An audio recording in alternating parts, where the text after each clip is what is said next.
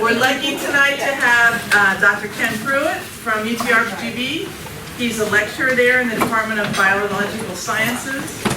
He was raised in McAllen, and he got his BA in physics and BS in biology from Texas Lutheran University, his MS in biology from Texas State University, and his PhD in wildlife science from Texas A&M University and Texas A&M University Kingsville. He started at the University of Texas Brownsville in 2005, teaching ecology, ornithology, and wildlife management, and he's currently working out of UTRGV in Edinburgh. His research centers on the ecological factors that influence the development, reproduction, and distribution of avian populations, and the interactions of nutritional, environmental, and developmental constraints on those populations. Welcome, and thank you for being here. How y'all doing? So, lean on that, I guess.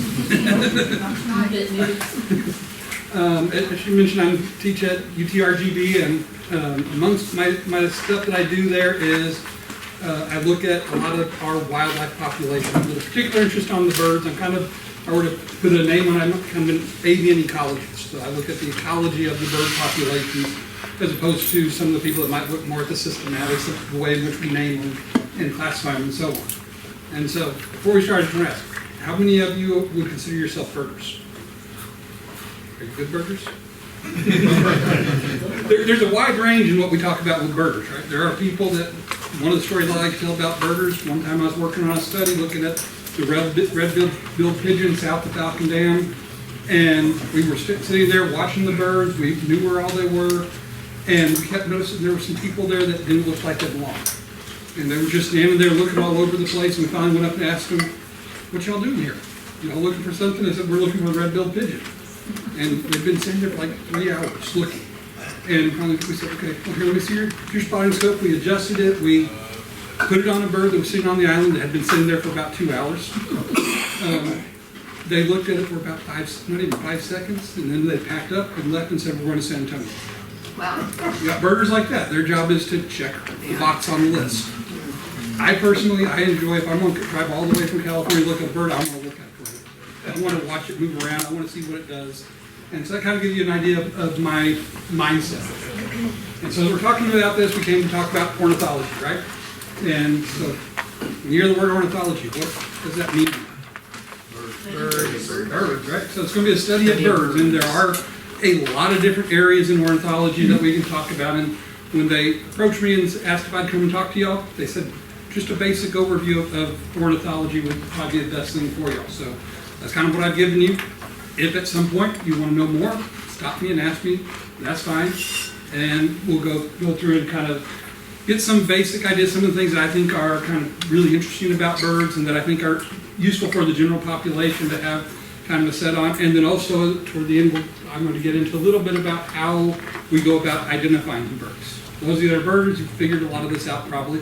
Those of you who haven't done a lot of it, maybe it gives you a chance to go out and actually enjoy it, because if you've done any birding, you know it can be very fun, but it can also be very, very annoying because it's very hard sometimes to figure out what we're looking at. And so as we turn this on. So as we go through, one question I want to start with is, why are people interested in birds? Beautiful. Pretty? See them all the time. See them all the time.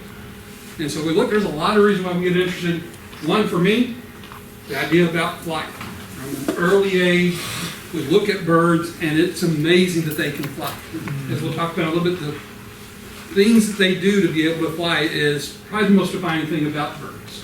And more importantly, the range of different ways in which they do fly.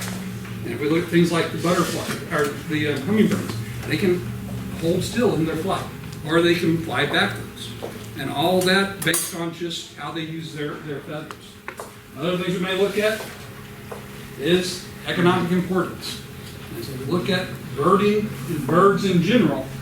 Birding itself has a huge economic impact. I believe the last numbers I saw for Texas, the economic impact is somewhere around $1 billion a year.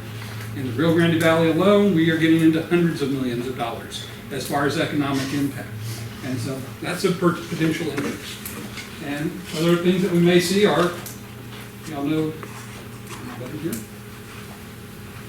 But that is right. Why is that important to us? Thanksgiving. Thanksgiving, right? And there's kind of dual meaning here, right? One is we use them for food, right? And so across the country, but also across the world particularly, there are lots of cultures that have a very long history of using birds for different reasons for a food source, whether it be the domesticated ones or the wild ones. Sometimes that's a good thing, sometimes that's a bad thing. Sometimes we get diseases that come out of trying to harvest the birds for food. And there are several diseases that we think really get maintained. Some of the flu viruses get maintained in the avian populations, and some of the ones that we see that we think probably come about because of the way we handle the birds, particularly things like the SARS that went around several years ago. We think that at least part of that was contributed to poor handling of our domesticated birds. And then other things, you look at the feathers. People like feathers because for a lot of reasons, but throughout history we've seen feathers have been an ornament that have been put on people that have been used for purpose of essentially making us look better. And once again, that's somewhat good because if you like to look better, that's a good thing. But this is also one of the reasons why we get problems with a lot of our bird populations. So looking at some of the populations that have struggled in the past have been because we've harvested them for just one or two feathers off of each bird. And so these are some of the concerns that come out of that from an economic standpoint. The ones, though, that you mentioned, they are conspicuous. They are easy to see. If we want to look at birds, everywhere we go, we're going to see birds. Usually they're the same birds. We go out right here. What do you see outside all the time here? Blackbirds, grackles. Blackbirds, grackles, mockingbirds, sparrows, maybe some doves. But if you put a feeder up, and it doesn't even have to be a very high dollar feeder, we can bring in more birds. And so these are things that allow people that probably wouldn't be able to go out and see wild animals in nature, gives them a nice, easy access to it. And so if anybody's ever gone to national parks and said that we're going to go see wolves or we're going to go see a bear or something like that, most of the time when you go out, those large mammals you never see. And you can almost always see a bird in these different areas. And they're just cool. They have some, aside from just the feathers that we wear on hats and things like that, they are neat to look at. They have various different forms, different colors on them, things that we don't see anywhere else in nature. So they are fun for us to enjoy and see out there. But overall, if we talk about a bird, birds, from a scientific standpoint, we put them into class Aves as the class they belong in. One of the neat things about them, though, is that they are going to be essentially dinosaurs. They are the living descendants of the dinosaurs and the only living descendants of the dinosaurs. And so they technically are going to be reptiles. Now, does that sit right with anybody?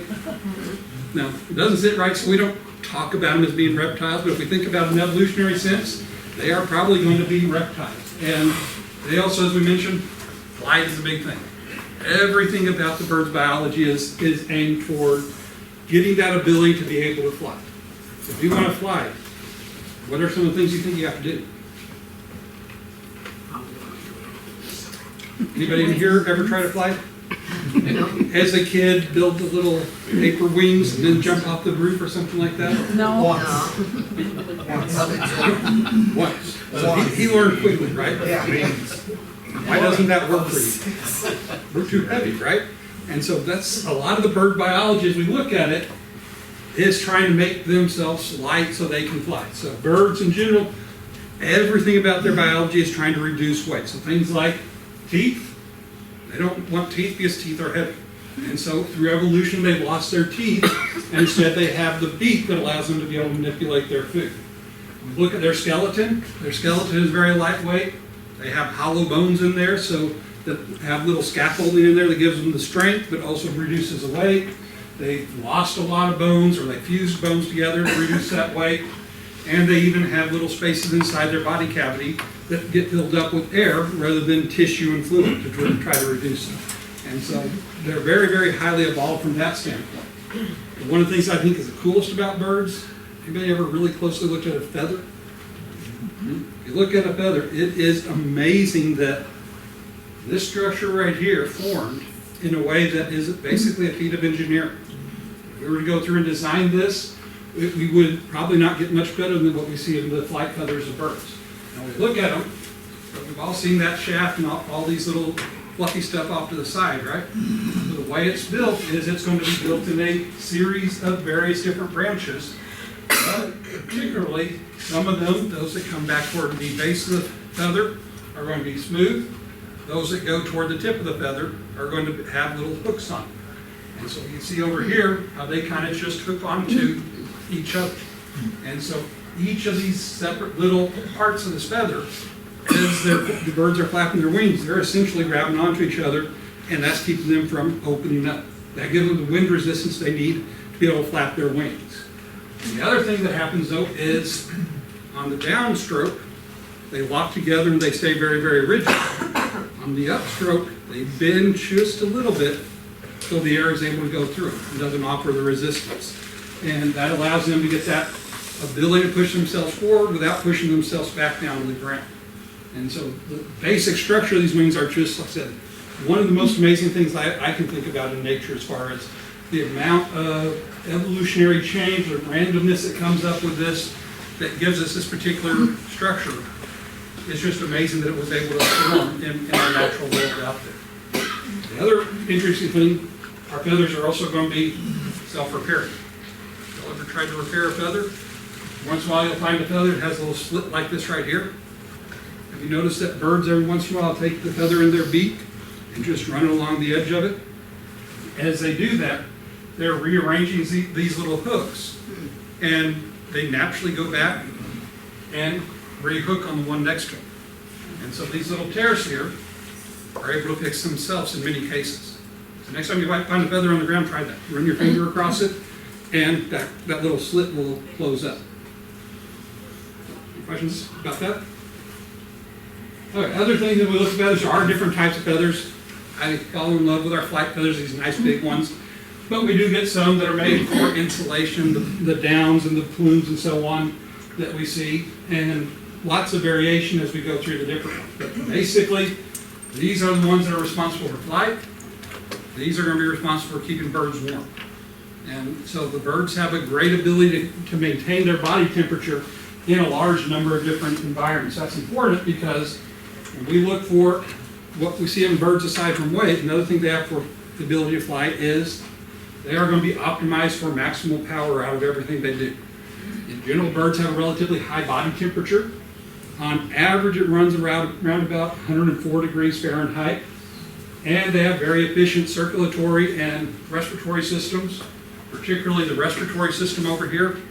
Aside from the feathers, this is one of the most amazing things that we see in birds too. Because when we take a breath in, we pull air in, and we blow air out. And what comes out is when we have a large amount of oxygen still left in that air. Birds' respiratory system is able to pull almost all that oxygen out of the air. And what that allows them to do is get very large amounts of oxygen in their blood.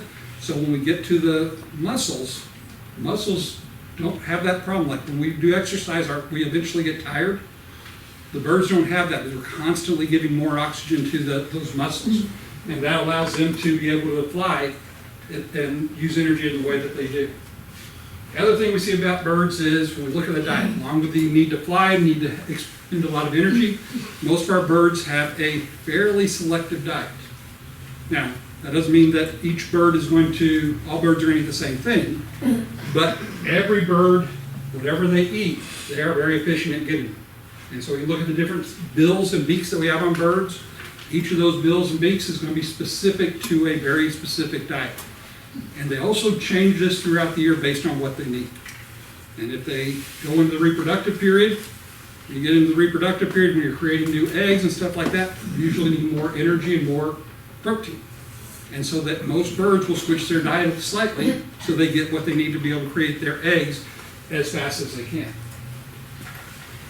Other thing we see though, when we start talking about their ability to sense their environment, our birds have slightly different sensory perceptions than what we see in humans. One of the ones where they do best is their vision. And the vision in birds is very, very acute. And they can see things much better, at least most birds can see things much better than most of our mammals can. Among some of the things, they definitely have larger eyes.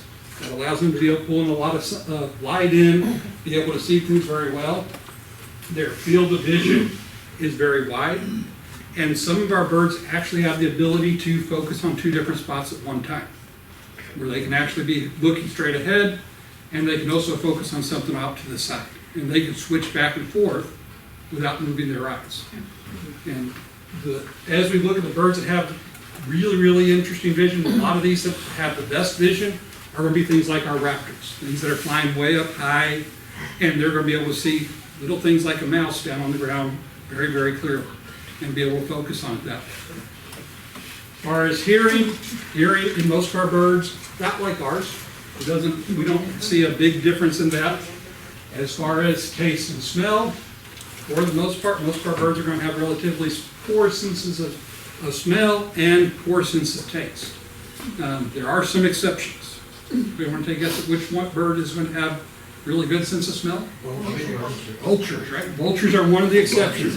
I wouldn't think they would be good at anything. They're not the prettiest birds to most people, but they have a pretty good sense of smell because that is the way they find their food. They smell that rotting carcass. There are other birds that have pretty good senses of smell as well, but vultures are definitely one that's going to be an exception to this rule down here. How about their mental acuity? So everybody's heard the word bird brain, right? Are birds bird brains? Yeah, for a long time, we thought they were.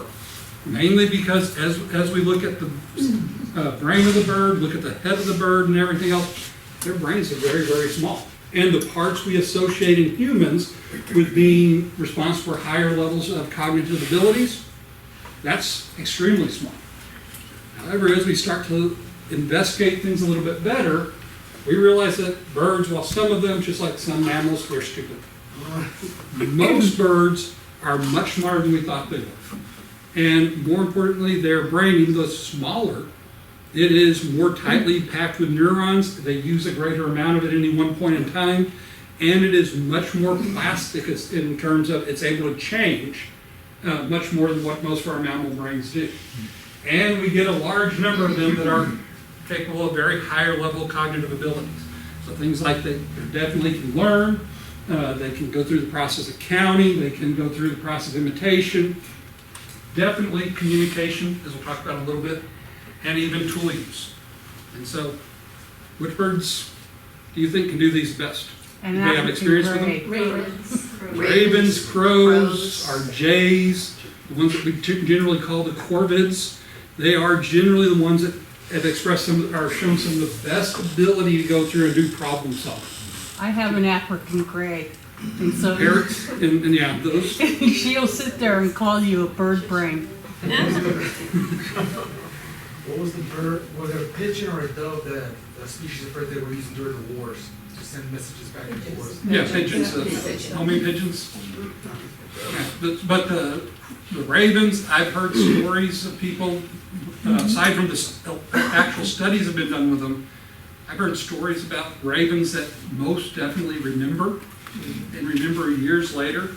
And teach Areas the where, next generation. And teach the next yeah, and there's some generation. evidence they might even teach the next generation about things. I've heard stories about people that have gone through and watched the ravens in areas where they were going out and leaving their truck outside for a while and had their ice chest in the back. And the ravens would just constantly go after that ice chest until they eventually opened it. It didn't matter if they just left the ice chest in the back, if they put stuff on top of it. If they put stuff on top of it, the ravens got in and knocked it off. If they put tape around it, they bit at the tape till it got through. And so a great amount of cognitive ability, problem-solving abilities in some of these. So it's the ravens and crows and the jays are the ones that have the most, aside from the parrots, of course. I'm putting the parrots in a different group because we kind of already know about some of the stuff they can do. But as far as the truly wild birds that we deal with, the ravens and crows and jays definitely have a good amount of this, and probably a lot more species than what we previously thought are going to have this ability as well. Other thing, though, as we talk about birds, before we get into talking about some of the major events, there's going to be, generally in most species of birds, a cycle that they go through on an annual basis. Most of our birds that of importance are going to be migratory birds, so they're going to have a fall migration and a spring migration. And as we go through, we see that for them to go through as they get back from migration, in the spring, they initially go through and start the breeding process. After the breeding process is done, they go through the molting process. Y'all familiar with what a molt is? Kind of skipped over most of what I'm talking about, but basically molt is when they change their feathers. And most birds, at least once a year, many of them twice a year, will go through a seasonal molt. The molt usually occurs right after breeding and in preparation for the next migration. But the way this cycle goes, it is cued by a number of different things. One big thing is the environment. The environment and how the environment is changing gives them some signal that it might be time to head south, or it might be time to head back north, or there might be plenty of food out there, so it's time to start breeding. And that gives them a lot of signals. But there's also a lot of intrinsic feedback in them, in that they have to go through the migration before they get their bodies ready for breeding. And they have to go through breeding before they get ready for molting. And if you skip one of these, the next one is going to be drastically delayed in how it's going to come up. This one, important though, because one thing I think that's important to talk about is migration. When you hear the word migration, what do you think of for migration? Moving? Anything else? Warmer weather. Warmer weather? Yeah. When we talk about migration in general as a term, it actually just means a two-way movement. It means the animal's going to move in one direction with an intention of coming back to somewhere else fairly close to where they started to. And so we get this back and forth movement. Most of the time, especially when we're talking about birds, we're talking about between a breeding area and a non-breeding area, or an area where they're going to go through and do the overwintering. As far as birds, there are a lot of birds in North America, somewhere between 12 and 20 billion birds in North America as far as land birds. Out of that, probably at least half of them are going to be migrants, probably more than half of them are going to be migrant. About 5 million of them, 5 billion of them are going to migrate each year to what we call the neotropics. You all heard the term neotropics? Yeah, never hear about it except with birds. We talk about neotropical birds. But when we look at the neotropics, what we see is if we go through and divide our globe up, our different land masses in the earth, we can break them up into areas that we call the neotropical region. Neotropics includes South America and generally the southern part of Central America. Up here in North America, we are mostly in the Nearctic area, and then we got other ones over here in the old world in Asia, Europe, and Africa. Generally, our birds don't migrate back and forth. Most of our migrations are going to happen between these two. And so we get a lot of birds that are going to make their way from North America down into South America as a normal part of the process. When we look at the Nearctic, or neotropical area over here, the reason why it's so important to us, even though it usually ends right about here, this is going to be a little bit finer picture of what we see. And what we notice is that that neotropical area extends up and just barely gets us, or gets right just south of us. And so we kind of straddle these two different areas as far as the Arctic region and the neotropical region. That's why the Rio Grande Valley is so important as a birding area, because we have birds that come in here that most of the rest of the United States don't get. You may get them a little bit over in southern Florida, but not nearly as much as what we do, because we're on the migration path.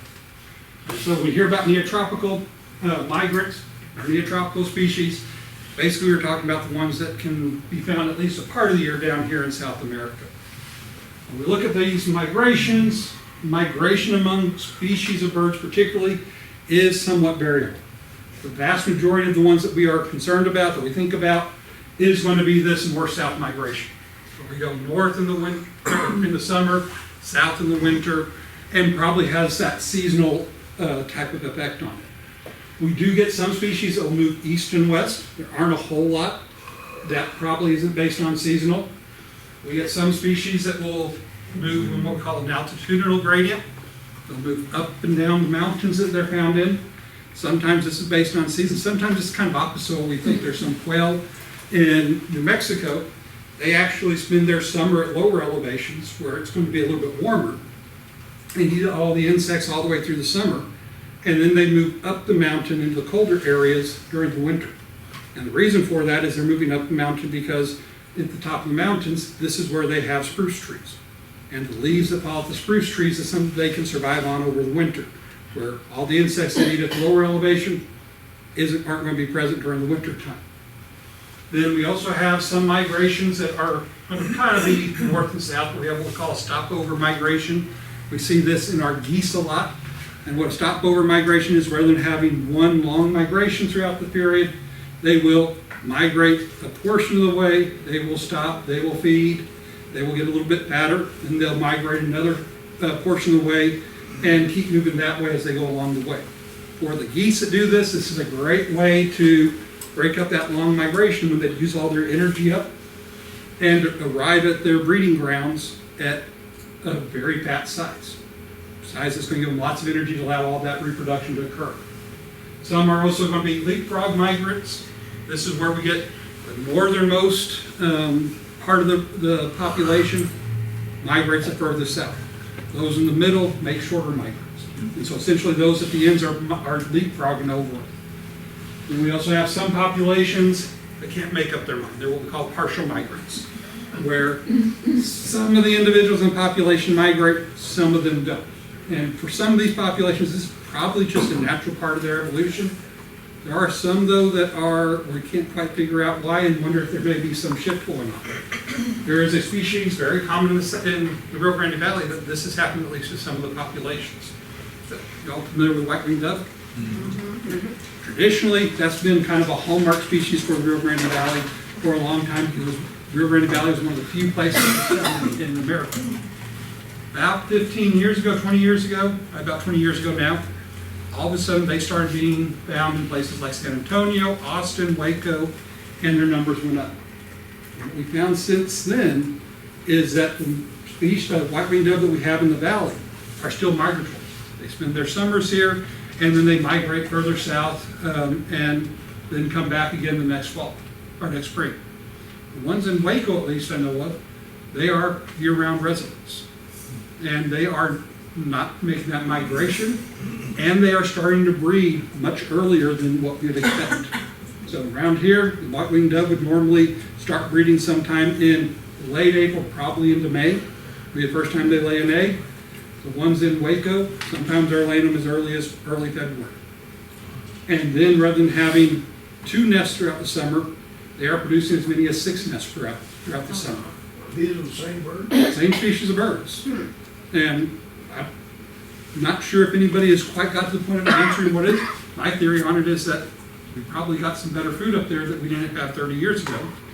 And they're being able to overwinter in Waco. And that is giving them the ability to start their breeding early and use all that energy they normally spend on migration for reproduction and get a better output of reproduction. But those birds now, they no longer are migrant birds while the ones down here are. And so this would be an example of partial migrants within the species. Do they hunt them? Yeah. Do they hunt them in Waco? Yeah, they actually hunt them a little more than we do down here because they can start a little bit earlier. We got so many. Well, that's what I was thinking. Yeah, our game laws for white-winged doves are based on the white-winged dove being found in here, or down here in the valley the most. And so we have a 2-week period where they are protected at the end of their breeding period.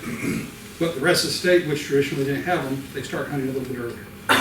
So, but they're found in the city, so you can't shoot the gun in the city, so it's not clear whether it makes a big difference in the population. See, they're smart. One of the really cool ones that we see we also have what we call loop migrants. There are a couple species, a species of the term particularly, that doesn't appear to ever actually stop migrating. They migrate in such a long pattern. They go from the Arctic region to the Antarctic region, and they basically follow temperature gradients as the seasons change throughout the globe. And they basically are on almost a year-round migration and keep the migration going on a very, very long period. And so a lot of interesting things, different variations of how migration works. One question was, why do birds migrate? What's the number one answer you think? That people usually Warmth. give? Food, warmth. Yeah, so when we talk about migration, Seasonality is the one that we usually talk about as being the most common. When we talk about migration, we think is because, well, it gets cold, so they have to leave.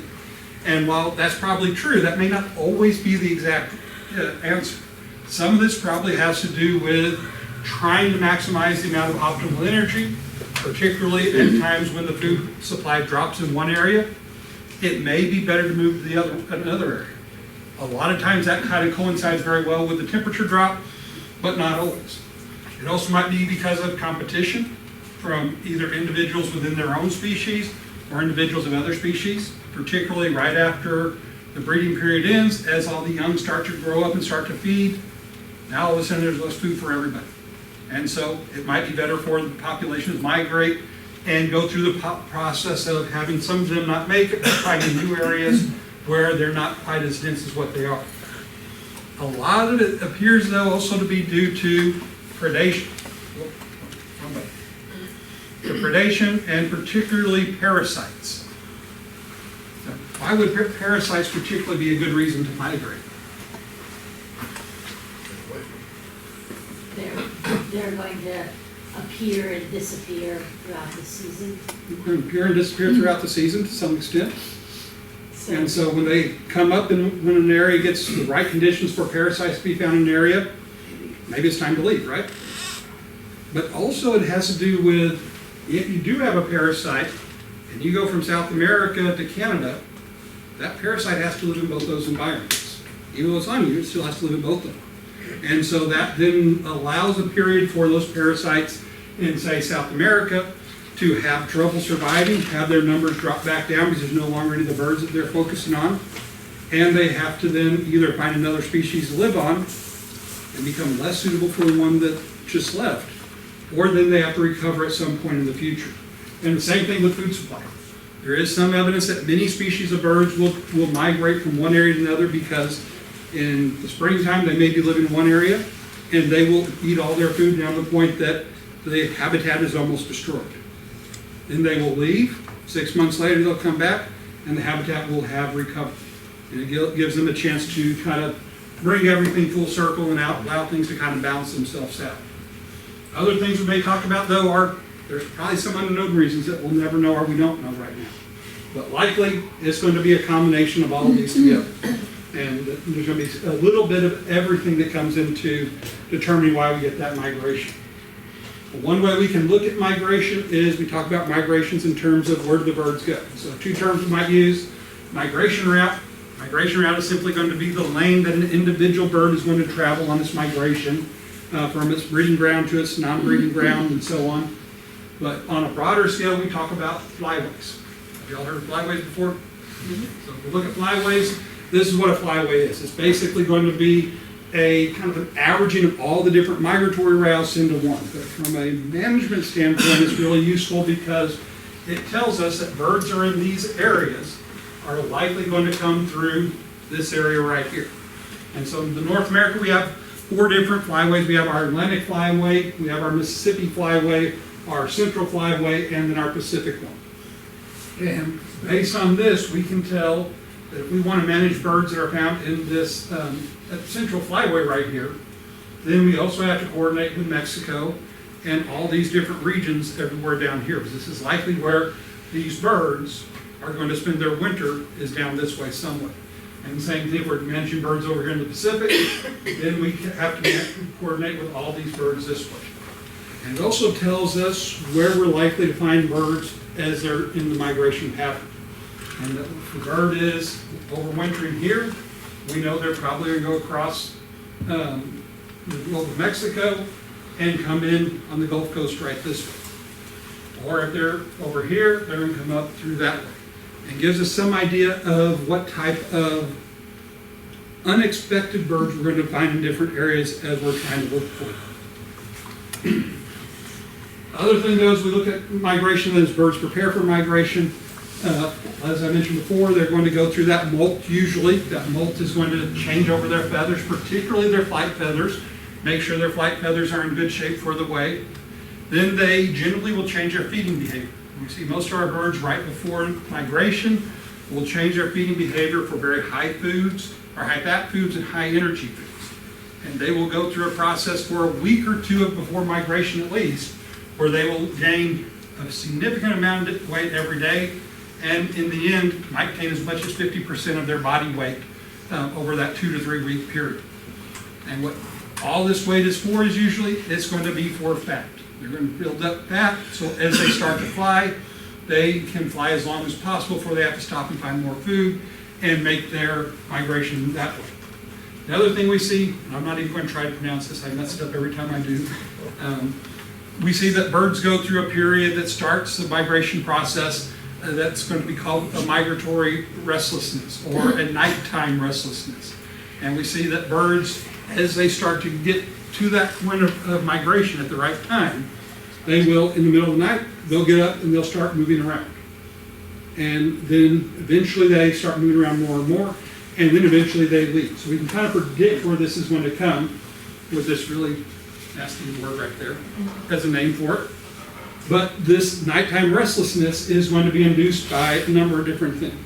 Some of it is probably going to be photoperiod, and at least we can't say for sure that's what caused it in all of them, but as the length of the day changes, that probably induces some of the nighttime restlessness. Some of it's going to be based on the temperature, but also a lot of it is based on what was that previous day. So we talked about that annual cycle. If they've gone through breeding and they've gone through molting, then the next step in their hormone levels is going to start to cause some type of migratory restlessness. The other thing we can talk about with migration that is kind of interesting is how do we study migration? And there are a number of ways. The main way we study migration, or at least a traditional old school way of studying it, is by bird banding. So I assume most of you have heard of bird banding, right? Mm-hmm. Yeah. So basically we get somebody to go out there, we catch them in some way, and then we put on a band on them, and then we release the birds back out there. And then those birds will go out, hopefully they'll get caught again somewhere else, and because it has that band, they're going to be identifiable at least to where they were originally banded. And then we can build up, based on all the ones that are caught, then we can build up some idea of where they came from. So this is still a very good way of doing it. This is still the probably the most common way of studying migration and movement in birds in general. But it does require a very large amount of effort and a lot of cooperation among the different scientists that are doing it. Some other ways we might do it is what we call radio telemetry, or by using a GPS tracker. Basically, it's going to be some little transmitter that we put on the bird that then sends out for radio telemetry, a little beep along the airwaves that can be picked up, and we can figure out where the birds are.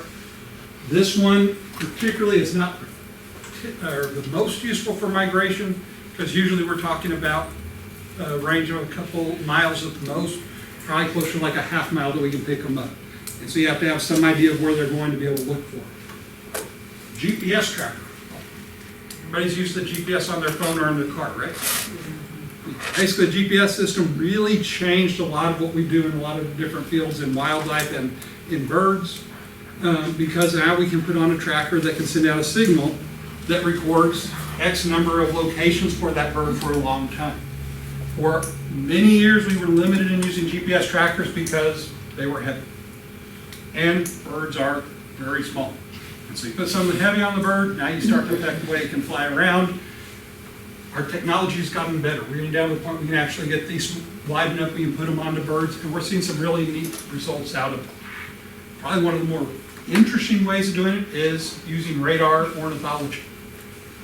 Just like the radar that figures out where our storms are coming from, we can use that radar to pick up collections of birds at different altitudes out there. And so this particular one, this little blotch right there, that is a large flock of birds that's moving through the area. And so if we can get those and we can track them, we can start to see how they're moving around. Let's get us a little bit localized in what we're looking for, but we can still see it. Then we also have feather chemistry. This is a fairly high-tech thing that would look at the feathers, but because we know how the molts happen, we know that feathers were going to be produced before they leave for their winter migration or fall migration, and they were going to be produced wherever they were in the summer before their fall migration. And so with that, we can get the feathers off the birds, and we can go do some chemical analysis, and we can tell what type of soils the plants that they were eating were grown on, what type of chemicals were in the area of where they were, and trace that back to particular locations. We can't do that everywhere, but we have to have some idea of where they might have come from. But this can give us some really good estimates of where they are. It's just like genetic studies, doing the same type of thing. We have a background of what type of birds are found in other places based on the genetics. Then we can go back and compare the genetics of one bird and figure out what population it may have come from. Other things not quite as fun or interesting is cataloging corpses. This is where you go out and look for dead birds, particularly on these long parts of the flight, like this right here. As these birds fly across this large amount of the Gulf of Mexico, if we get a cold front that comes through right as they're flying across there, they get to land up here and they are exhausted. So have y'all heard of High Island? Yeah, High Island is an area where we get this every once in a while, where they talk about a bird fallout. If you catch it at the right time in the springtime, where we get a late cold front that pushes through, High Island right in here, these birds will come across this Gulf of Mexico. They'll spend all of their energy as they are fighting that north wind pushing, and then as soon as they see the land, they will just drop to the ground or drop to the first tree they see. And you can see huge amounts of different species of birds, but the birds are all in a very stressed out situation. And so we get situations like that. Sometimes we can go through and catalog the corpses we find. It's not the most preferred method because obviously a lot of birds have died, but it does give us some information. And other things, less specific, we might get some light plane observations where people might actually try to follow some of the flocks, or what we call moon watching, where you wait till you get a nice full moon and sit out there and watch the moons to see, especially how hawks and raptors are flying by. You can actually see them highlighted in the moon to get some idea of that migration that way as well. Other question we might ask though is, how do birds find their way? And so we look at birds, they make migrations of hundreds if not thousands of miles every year with no maps, no roads to follow and so on. And so one of the big questions about migration is, how do they do this?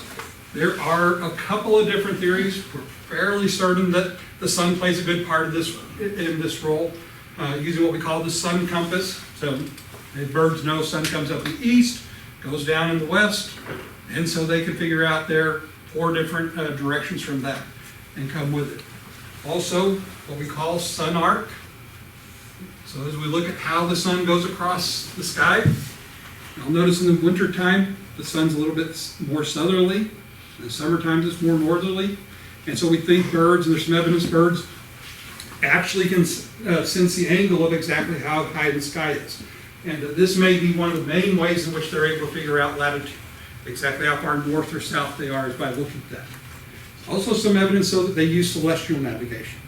And they're able to recognize at least specific constellations, but particularly rotation of the night sky.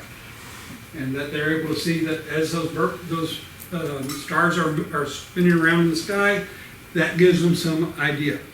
Some of the studies that gave us this idea were they essentially took a night sky in a planetarium, put birds in there, and they made that rotation really go around the North Star. They made it go around Betelgeuse. And that change in that rotation, the birds then changed the direction in which they moved by about the same amount. And so, while it doesn't seem like they should be able to, there's evidence that they can tell what the stars are. Other things that may work, there is some evidence that they do use olfaction. They don't have great smell, but there's some idea that, or evidence that they can pick up small little changes in the amount of chemicals in the air, and that may give them some idea, especially as they hone into a particular location. Very good evidence that they are able to detect magnetism, and they're able to figure out which direction is north based on magnetism. Anybody know how they tested this? You mentioned homing pigeons. They use homing pigeons. Put magnets on top of the heads of the pigeons. And then released them. And found when they had the magnets on their heads, that confused their ability to find their way home. They weren't able to home in as effectively. They still got it, but not as quickly as what they did. So sometimes studies don't have to be real complicated to do it, but they give us good information that way. There's also some evidence that they can get twilight cues, particularly as the sun sets or rises, the sunlight gets polarized a little bit, and that changes the way in which they can see, and we think they can sense that, or even changes in the wavelengths of light that we get. So as the sun goes down, it's a little bit more reddish color, and so they can tell time, we think, based on that. And then to some extent, especially as they get close to locations, they use topography. So a coastline tells them they need to head this direction, keep the ocean on this side of them maybe, or a mountain gives them some idea of where they are, and they learn the landmarks around the areas where they're going to try to be. Any questions on migration? Yes, sir. So, I've heard something about light pollution causing issues with migration. Yeah, if we talk about light pollution, how would they not mix them up? Do they see the stars? You know, the stars would be hard to see. It would mess up with their sun compass maybe. And so there is some pretty good evidence that having large amounts of light probably makes it more difficult, at least, especially for the birds that stay a little bit closer to the ground. Those that are flying way up in the sky, probably not nearly as much. But yeah, definitely light pollution is one of the things that probably affects more species, not only of birds, but a lot of different things than what we know or want to do. Okay, so last thing is, how do we identify birds? How many of you are confident you can identify birds? It depends what bird it is, right? I am very confident I can identify every bird I know. So let's talk a little bit about how we tell what bird we're looking at. So I think we're in a little bit of time, so I'm not going to go over all of these different parts of the bird. There are a lot of different parts of the bird that you can look at. I'll skip straight ahead to the part that I was going to say. Eventually, what do I really need to know? So, pictures back here that I've had. These are going to show us the different other topography, some of the terms that you might end up seeing in a field guide that are going to help you. But for most people, these are probably more information you need to know. So, let's go to what you need to know. And one thing you're going to learn as you go out and try to look at birds, experience. You have to do it. You have to go out. Best if you go out with somebody who knows what they're talking about, because there is no way you can sit down and memorize that entire field guide. There's just, even after years and years and years, you're never going to get it all. So experience is your best tool, but as you go out and you see a bird, most likely you're going to get maybe 3 or 4 seconds to really get a good ID, to be able to see what it is, unless you're really lucky. And so you have to have in your mind what you need to look at right away as you look for it. These are probably the best things to look at and to train yourself to be able to see it immediately. One is going to be the general size and shape, the colors that you see on the bird, the distinctive markings, the behaviors that they're exhibiting, what habitat they're in, and the sound. So let's go through these a little bit closer. Start off with sound. So those of you say you can identify birds. Do you identify by sound or by sight? There are a couple that I identify definitely by sound. Sound is going to be probably the best way that you can identify a bird. It is also the hardest one to learn because there are a lot of fine details that go into it. But in general, what you're looking for the pattern that you get on the sound. Does it rise? Does it fall? How does it rise and fall overall? How long are the syllables that go into it? And then also the one a lot of people forget about is the quality. So what quality does it have? Is it a raspy sound? Is it very melodious? Or is it maybe a little bit squeaky? Or however else you would describe it. And for certain species, vireos are one for me. I hear the quality of sound of a vireo, and I'm not always going to narrow it down just to vireos, but it is going to narrow it down considerably because they have a very unique quality, kind of an airy, squeaky sound, and almost like a violin being played, at least to me. To somebody else, it might sound like something completely different. But looking at them, there are a couple types of sounds that we talk about. Birds are going to make what we call calls. When we talk about a call, this is going to be the very, very brief sound that they make. Usually it's very simple from an acute acoustic standpoint, involving one or two tones, one or two notes at the most. And birds usually use this for short little communications between them, for the flocking ability to keep the flock together, for messages while they're feeding, for migration, but particularly for warning sounds. So, some way of saying, danger, there's a predator here, or there's something wrong, keep the lookout. But overall, they generally don't change. I don't know if we can get sound. We'll see. I did no, I don't think it's going to work. No. But we look at call. This is a sonogram of what a call sounds like. This all down here is background noise. These lines show you the sound that's being made. So this sound is just going to be basically a quick little chip, chip, and just go from a little bit higher down very, very quickly. And that's pretty common for most of our calls out there. They're very simple because the birds want the other birds out there to be able to say, I know exactly what that is, and I know exactly where it came from. When we get to the songs are going to be much more complex. And notice what this line looks like. It's all over the place and it repeats. They generally are going to be groups of notes of some kinds that often have multiple syllables that then get put together to be multiple phrases. And oftentimes they repeat somewhat. But we're going to get notes and tones that go up and down. Oftentimes we might get trills where they just kind of back and forth for a little bit. And this is the one that is usually the one that is going to be most identifying for most of them. When I listen to calls for sparrows, there are people that say they can identify sparrows based on their calls. For me, it all sounds like a chip. And calls don't help me a whole lot for the sparrows. But songs, when we listen to them, now we can start to hear what's actually going on. And these get used for territory defense. They get used for strengthening the pair bond between the male and the female. In some species, these songs are used to essentially synchronize or even kick off the breeding process. Y'all heard of the passenger pigeon?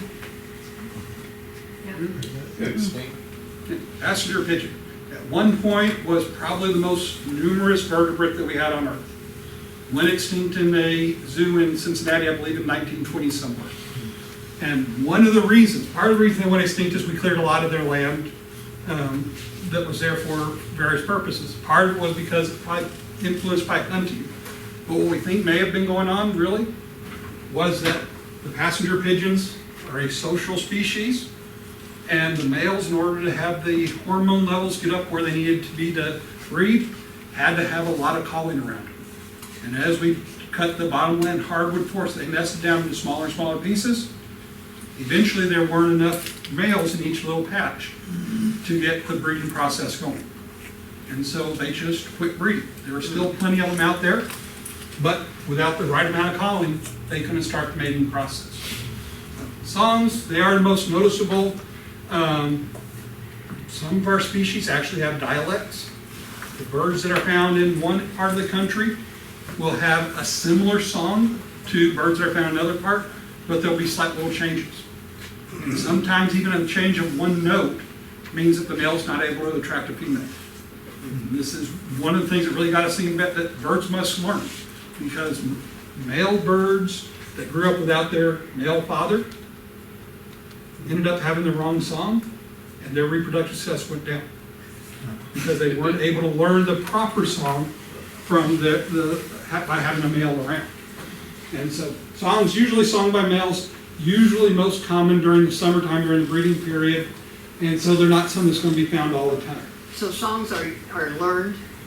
Some of them are learned. There are some species that appear that if a bird never hears it, they will have that innate ability to sing it just the right way. Other species, the song appears to be extremely influenced, at least, by learning.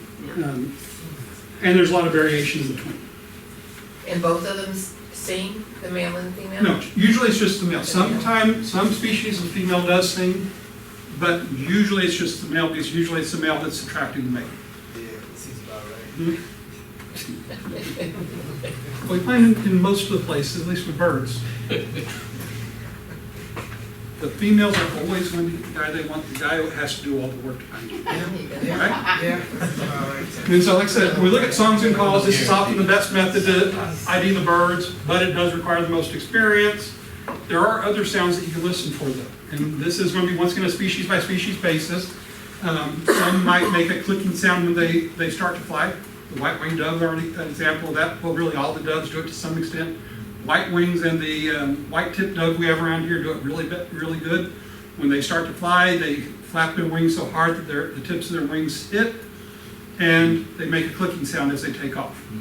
Other birds, mourning doves do it to an extent. There are some other species that do it even better. Will make a whistling sound as they fly through the air. And for our woodpeckers, sometimes the best way to identify them is based on what is the pattern in which they drum on the tree. And you can tell the difference whether it's a or a and that'll give us some idea of which species we're looking at. Aside from that though, from a visual standpoint, if we look at what we want to look for in these, as I mentioned, usually you're only going to get a very quick look at them in many cases, so you kind of have to narrow things down as quick as possible. One thing you want to look for is size, but size is very, very difficult to tell objectively when you don't have a frame of reference. So what I suggest you do is try to pick out a series of birds that you do know. So it might be house sparrow, dove, grackle, chicken, turkey, something that this is a bird I know, I can figure out what its size is, and then compare the bird that you're looking at to one of these. And from there, then you can kind of get an idea of what size you're looking at as you kind of flip through the field guide to figure out what you're looking for. Aside from that, aside from size, so also you can go through and try to figure out general shapes. And so notice I got the silhouettes here on the previous one. I believe this is taken out of the Peterson Field Guide. At least in my Peterson Field Guide, it has a picture very similar to this. One of the hardest things to do when you're looking through the field guide is figuring out what page to turn to, right? And so everybody has used the field guide to look for birds, right? So if you haven't, when you do start using it, you will flip the book open and you'll just go, no, no, no. You just flip through page after page until you get a feel for what you're doing.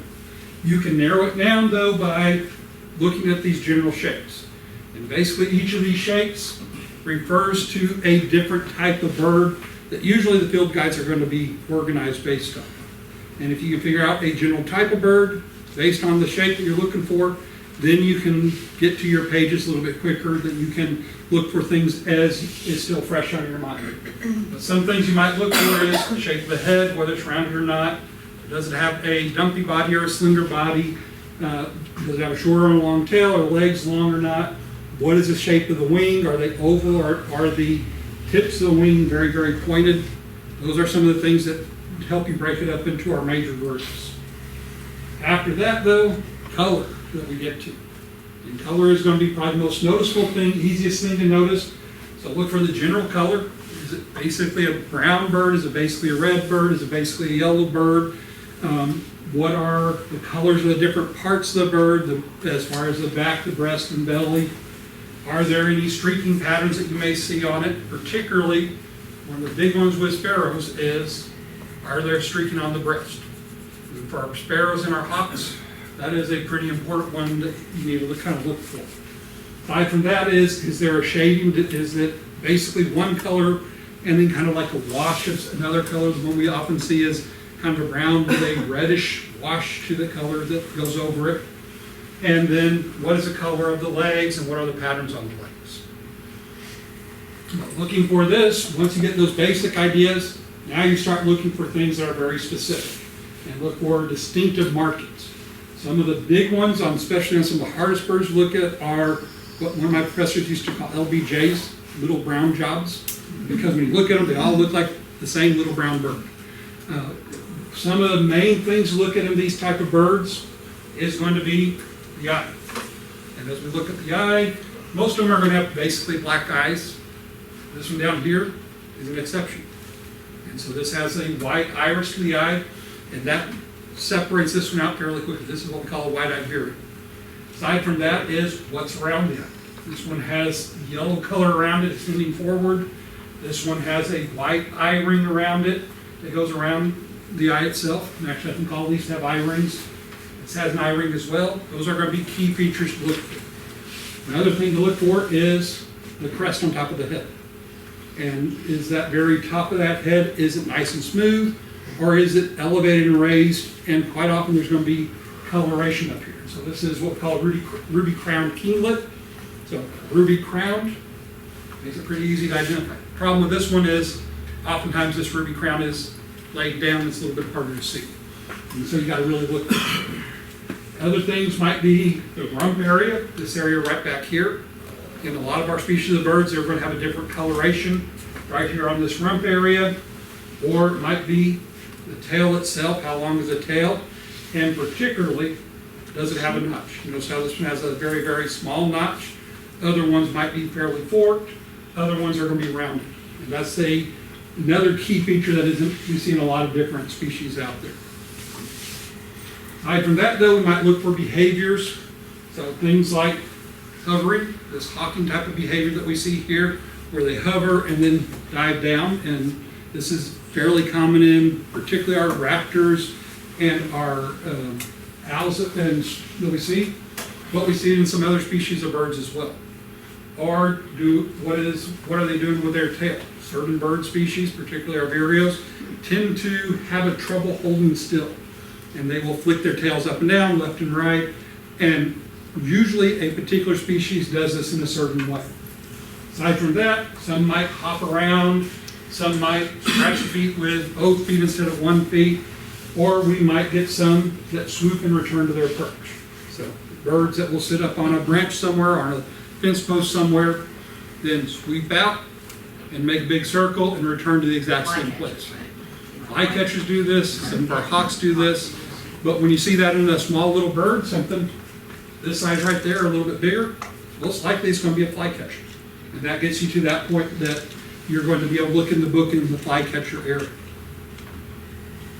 Lastly, one of the last things is habitat. Where are you standing? And so you're going to understand whether you're looking at the swash zone of the ocean, you know that you're looking for primarily water birds, whether it's a brushland habitat along the edges or a grassland habitat. This will help you narrow things down inside what's inside that field guide that you're looking at. And also, what part of the country you are. And be able to look back at this range map and figure out whether it's likely the bird you think it is found here at this particular point in time. But looking, you notice that there are several different things over here, right? We have what we call the permanent resident. This is going to be an area that is going to be where the bird's going to be found year-round, and it's going to be a resident in that area without any problem. We get the breeding resident. This is where they're going to be found during the breeding period. Non-breeding resident, this is where they're going to be found during their non-breeding period. Introduced, passage migrant. This is where we might find them during the migration period. And so we won't find them at any time. They are going to be not going to be very common during this period, but during the spring, during the fall, we might see them in here. And we're not going to find them the rest of the time. Or other places where we haven't been reported, but we don't think they're likely to be found there. They probably don't belong there in these favored areas. Every field guide is going to have maps. Unfortunately, every field guide also does things a little bit differently. And so you got to look at the front of the book to figure out how this is going to work. Any questions on these? Okay, we're almost out of time. All right. Let's give you a couple of quizzes real quick. So test you, see how you are at quick looking. So I'm going to flash this through. I want you all to look at what are the identifying features. So those of you who know birds, you'll know this one. Those of you who don't, may or may not. So something like you'd get in a normal look at a bird.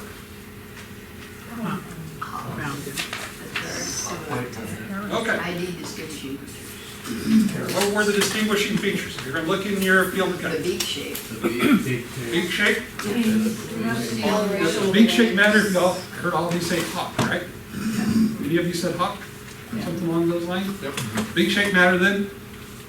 Yeah. Yeah.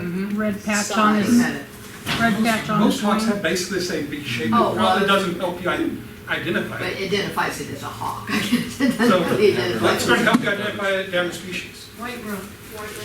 Okay? So go back. White rump, that's a good one. Rusty shoulders, Rusty shoulders. white tail. So you got tail that has some white, and then black, and then white again.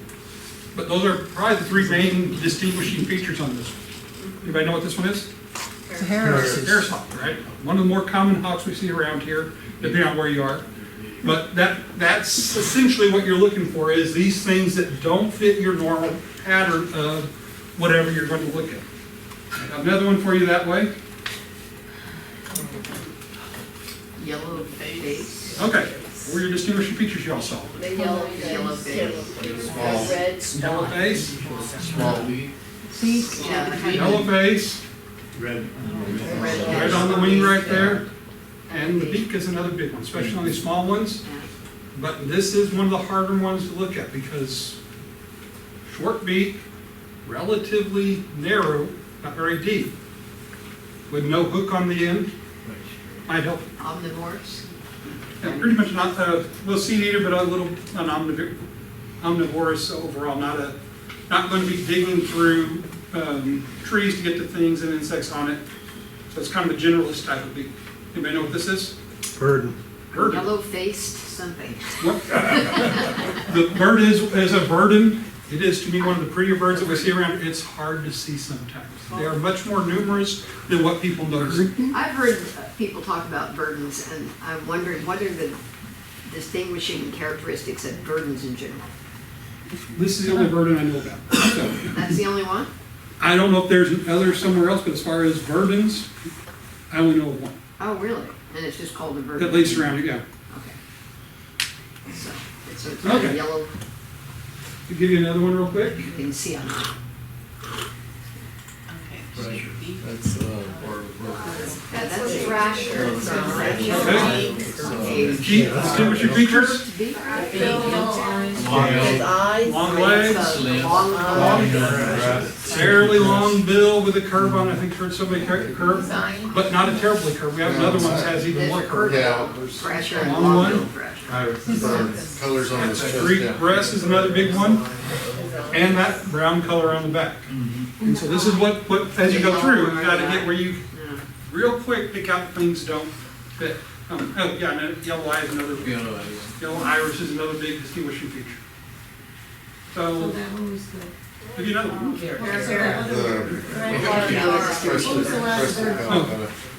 So look up this one. Yeah, is it curved bill pressure? No, this is a lumbo treasure. I just know the difference. No. Okay. curve build is more muted in chest. Here. Okay, Distinguishing features.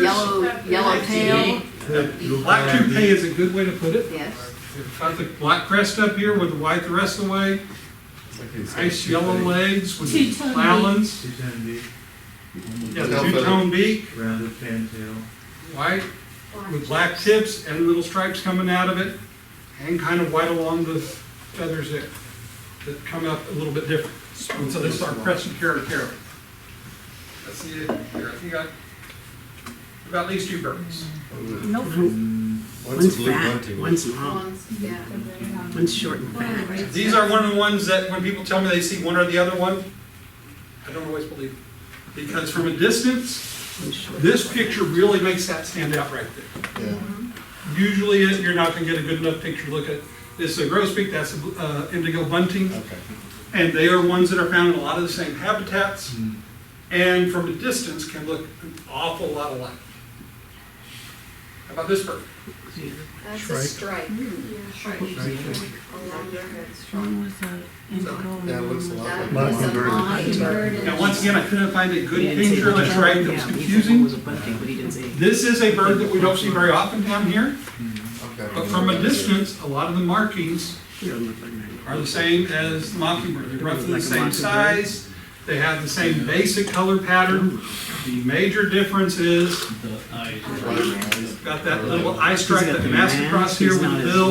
It has a bigger hook on it and it's a little bit thicker than this one over this one. I think I got one more for you, give you real quickly. What was the other one? One was a That's mockingbird, what was the other one? on. Yeah, once again, from a distance, Yeah. These look an awful lot alike. No, they're two different. These are really neat birds when you go see them in the areas where they are. But from a distance, they have the same long tail as the long-tailed grackle over here. They have the same flat color and all those that show up real good. A lot of that iridescence like this one has over here as well. Beak is the big difference. And even though this is a groove bill on you over here, you can see the grooves in it. You don't even need to see the grooves to tell that it's a bit different than this one. The eye. The eyes are different. Grackle and groove bill on. Any questions about these two?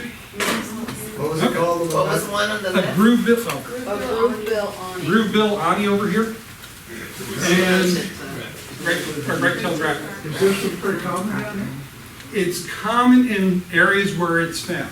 It's not found in a lot of different places. I've seen quite a few of them at Palo Alto in Brownsville, and other mountain places that you can see from the They're walking totally trail. different, man. This one So over here looks. if you go out there and look for them, you're probably not going to see them because it's too far away from where they are. They like a lot of kind of low brushy areas. And there's a lot around Mission, in different places around there. Any questions? I think that's all I have for you guys. I've got a question, but it's not on a bird you find down here. When we were in Colorado, we saw a bird with a crossed bill. Crossed bill. How do they eat? They are probably made, the bills are designed to crack nuts or pine cones open. That's why they Okay. got that cross on them. As they close them, it kind of spreads them apart. Oh, okay. Being too That sounds phone. like a